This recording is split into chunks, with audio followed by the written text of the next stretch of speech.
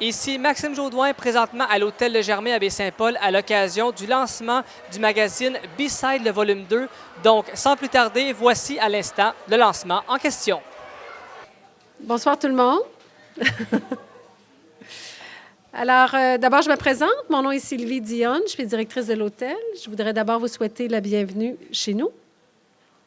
Je voudrais surtout vous introduire Catherine Métayer, qui est rédactrice en chef du magazine B-Side, un magazine avec lequel on a fait un partenariat pour cette édition et on en est très fiers. Alors, je laisse Catherine introduire le magazine et vous le présenter. Merci. Merci beaucoup. Merci d'être avec nous ce soir. Merci à l'Hôtel et Spa Le Germain Charlevoix de nous accueillir dans le beau restaurant du Bercail. Merci spécial à Marie-Ève Chaumont et Vincent Grégoire d'avoir organisé ce petit lancement pour nous.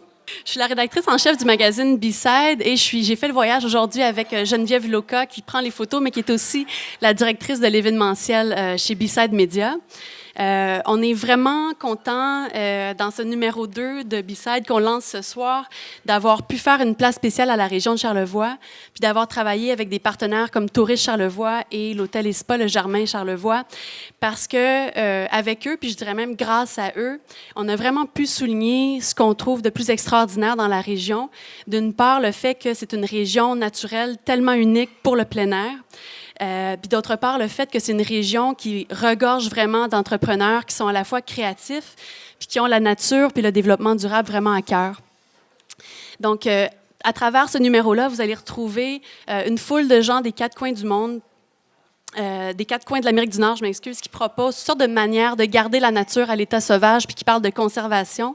Puis je vous invite à les découvrir au fil de votre lecture. On a les magazines ici ce soir, ils sont en vente à 20 $. On a oublié notre petit panneau, je fais juste vous l'indiquer.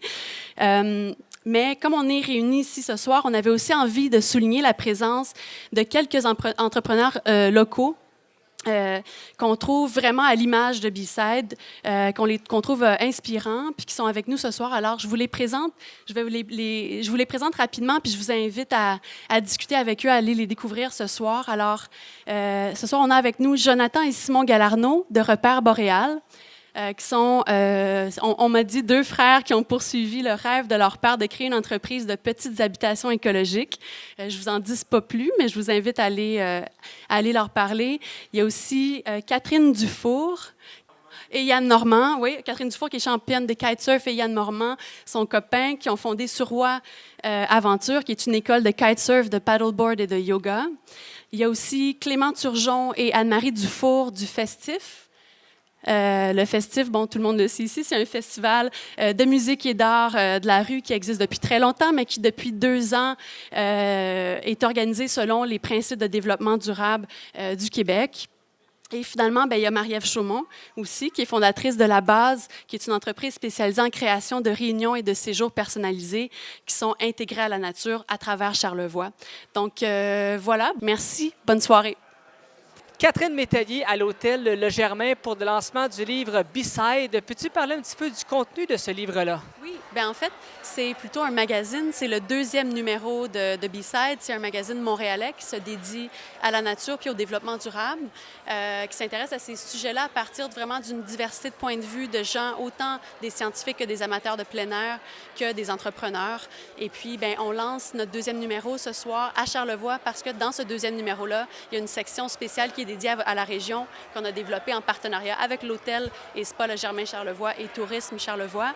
Puis ce numéro-là, il pose la grande question de la conservation de la nature, puis comment garder la nature à l'état sauvage. Et puis, bien, ce qu'on a voulu faire dans l'article sur Charlevoix, c'est entre autres montrer des initiatives comme l'hôtel, puis des initiatives d'entrepreneurs qui, justement, proposent toutes sortes de solutions pour la conservation de la nature. Il y a beaucoup de belles images parce que j'ai eu la chance de le consulter, des paysages vraiment hallucinants. Donc, pour les fervents de la nature et les fervents de belles images, le livre est complet finalement, là.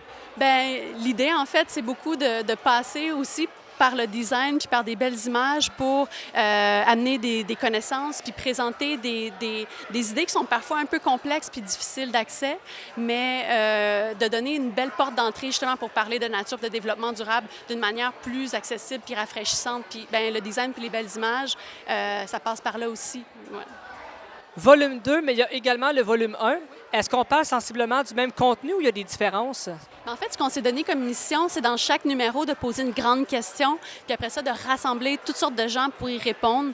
Puis notre grande question, bien souvent, elle est philosophique. Pour le premier numéro, on s'est demandé quelle est notre connexion à la nature. Donc, on est allé voir toutes sortes de gens qui ont une connexion particulière à la nature.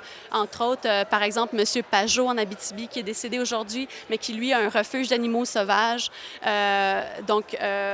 Voilà. Puis dans ce deuxième numéro-là, bien là, on s'est demandé comment garder la nature à l'état sauvage. C'est une question qui peut paraître simpliste à prime abord, mais ça demande d'une part de se demander bien, qu'est-ce que ça veut dire la nature sauvage, comment est-ce qu'on la définit, puis si on la redéfinissait, si on regardait la nature dans nos villes comme sauvage, bien peut-être que ça changerait notre vision de la conservation, d'une part.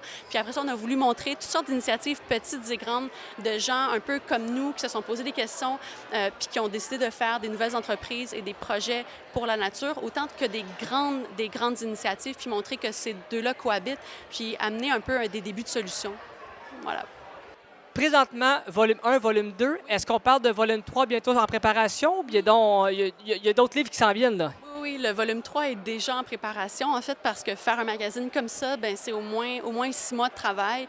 Et puis, ben pour le troisième numéro, on va faire un peu la même chose. On va un peu ratisser l'Amérique du Nord, trouver des nouveaux collaborateurs. Puis cette fois-ci, c'est un peu un scoop, mais on va se poser la question de quelle est la valeur de la nature. Puis encore une fois, c'est une question qui, d'emblée, peut sembler un peu simple, mais après ça, ça demande de se poser la question, bien, quand on produit des choses, par exemple des aliments, des vêtements et autres, quelle est la perte en écosystème?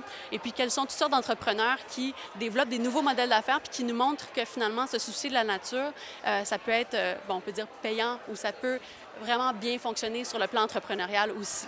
Voilà. Volume 1, volume 2 et bientôt volume 3, on n'arrête pas, on se lance finalement. Ben oui, en fait, on s'est rendu compte que c'était un peu un risque de lancer un premier magazine imprimé. Puis on se rend compte que l'écho est extrêmement positif. Et puis à partir de B-Side, le magazine imprimé, on est aussi en train de lancer une plateforme web puis une plateforme d'événements, puis d'un peu construire un modèle d'affaires autour de ce magazine-là. Et puis on se rend compte que l'excitation est là, puis les possibilités sont un peu infinies parce qu'on a trouvé un angle dont les gens sont curieux, puis on trouve qu'il y a beaucoup à faire. Voilà. Rapidement, un site web ou une page Facebook si les gens veulent avoir plus d'informations? Tout à fait, oui. Le site web, c'est bside.media. Et puis, la page Facebook, c'est B-Side tout simplement, pour nous rejoindre. Excellent. Merci beaucoup. Bon succès et beaucoup de ventes aussi qu'on vous souhaite. Merci beaucoup, c'est gentil.